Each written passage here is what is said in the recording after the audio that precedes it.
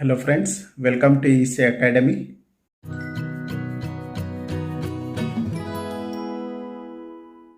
In this lecture, let us understand phase compensating network.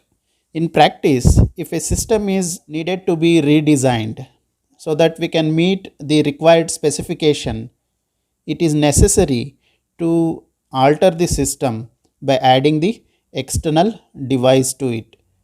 So, to meet some specific requirements, we need to redesign a system by adding an external device.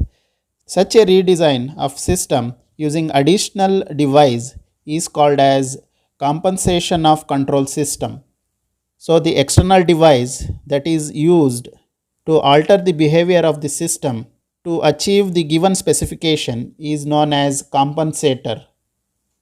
The compensator is a physical device. It may be an electrical network, mechanical unit, hydraulic system, or it might be combination of various type of devices.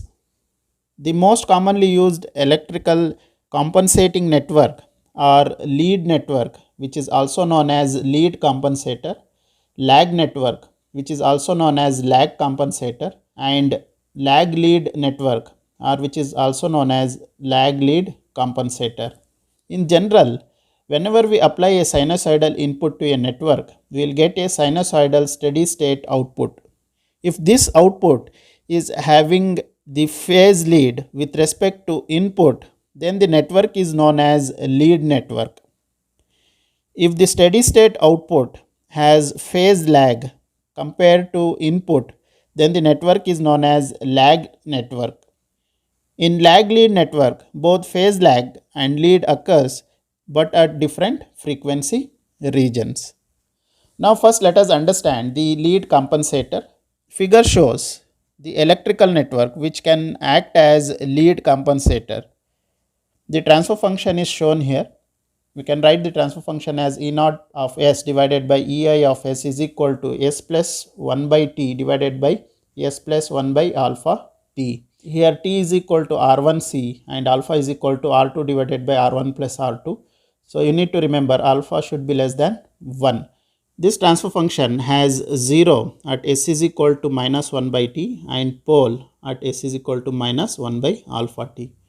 So for exam purpose, what you need to do, remember the network, remember the transfer function and write these values, and you need to write the effect of lead compensator. So don't go with the derivation. So derivation will be a lengthy process. We are not going with the derivation here, right? So remember these transfer function and these values, and you need to remember the effect of these compensators. Now let us see the effect of lead compensator. The lead compensator increases the damping of the closed loop control system. If the damping ratio increases, then there will be less overshoot, less rise time, less settling time. So which means it will improve the transient response. So if you are having less overshoot, less rise time and settling time, which means the transient response will increase or it will improve. It will also improve the phase margin of closed loop system. It will improve the gain margin and phase margin. If gain and phase margin increases, then it will improve the relative stability. In lead compensator, the bandwidth will increase. So if bandwidth increases, then there will be a faster response of the system. In lead compensator, the steady state error does not get affected. Now let us understand lag compensator. Figure shows the network of lag compensator. The transfer function of this network can be given as E naught of S divided by EI of S, that can be given as 1 by beta into S plus 1 by T divided by S plus 1 by beta T. Again remember these transfer function where T is equal to R2C and beta will be equal to R1 plus R2 divided by R2.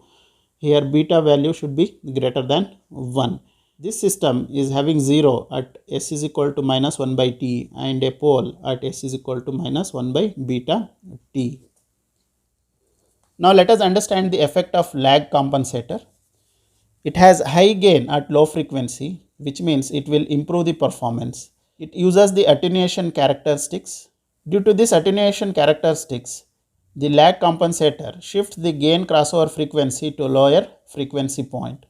If gain crossover frequency shifts to lower frequency point, then it reduces the bandwidth. So if bandwidth reduces, there will be more rise time and settling time. So the response will be slower compared to lead compensator. The lag compensator is more sensitive to parameter variations. Also, it will make system less stable. So these are the effect of lag compensator. Now let us understand lag lead compensator. It is the combination of lag compensator and lead compensator. So this is the transfer function of lag lead compensator. E naught of s divided by Ei of s can be given as 1 plus T1s into 1 plus T2s divided by 1 plus T1 beta into s into 1 plus T2 beta s. Here beta value should be greater than 1. Here T1 will be equal to R1 C1, T2 will be equal to R2 C2. Here beta by T1 plus 1 by beta T2 will be equal to 1 divided by R1 C1 plus 1 divided by R2 C2. Here alpha beta will be equal to 1. Here T1 is phase lead portion and T2 will be phase lag portion. These two will provide attenuation near and above the gain crossover frequency. The pole of the system is at S is equal to minus beta by T1 and minus 1 by beta T2, and 0 will be at S is equal to minus 1 by T1 and minus 1 by T2. Now let us see the effect of lag lead compensator. This system is used for fast response and good static accuracy. So if we require fast response and good accuracy, we can use this system. It increases the low frequency gain, which means it will improve the steady state response of the system. In this system, bandwidth will increase, which means the system is fast. This is about compensating network. Hope you have understood the topic. Thank you.